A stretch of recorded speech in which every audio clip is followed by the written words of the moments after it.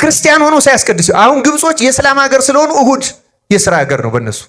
ስለዚህ ቀኖናቸውን ሲኖዶስ ተሰብስቦ ስራ ለዋሉት ማታ እንቀድሳለሁ እንጂ ሰንበትን ሳልቀድስ አላሳድርም ብለው እሁድ ማታ የሚቀድስላቸው አሉ። ይገርማቸዋል። ምክንያቱም ክርስቲያን ሆኖ እሁድ ካላስቀደሰ መቼ ያስቀድሳል?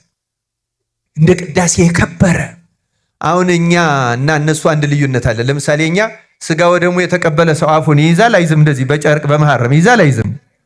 እነሱ አያስይዙም። ለምን? ደሙ በከንፈሩ ላይ እንኳን ካለ ስቦ መጦ ይውሰደው እንጂ በጨርቅ ከነካው ግብጾች ጨርቁን ይቀሙታል። ምክንያቱም የክርስቶስ ደም የነካውን ጨርቅ ያለ ካህን ማንም ስለማይነካው ምዕመን ቤቱ መውሰድ አይችልም፣ ይቀሙታል። ሌሎቹ ደግሞ ምንድነው የሚያደርጉት?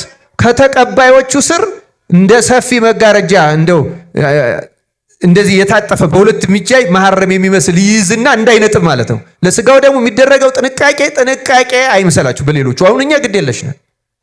እንደዚህ አድርጎ ከከንፈሩ ስር ካህን ነው የሚይዝለት፣ ቄስ ስልጣነ ክህነት ያለው ዲያቆንም አይደለም። ምክንያቱም የክርስቶስን ደም ካለ ካህን መንካት አይችልም።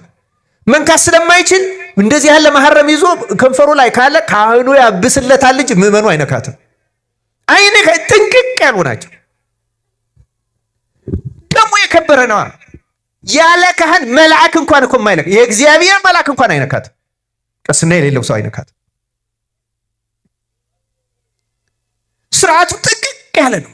ቤተክርስቲያን የከበረች ናት። ክርስቲያን የክርስቶስ ቤት ናት፣ አካሉ ናት፣ ሙሽራው ናት። በዚች ቤተክርስቲያን ውስጥ እንደፈለጉ ማውራት መንቀሳቀስ ነውር ነው፣ ክልክል ነው። ክርስቲያን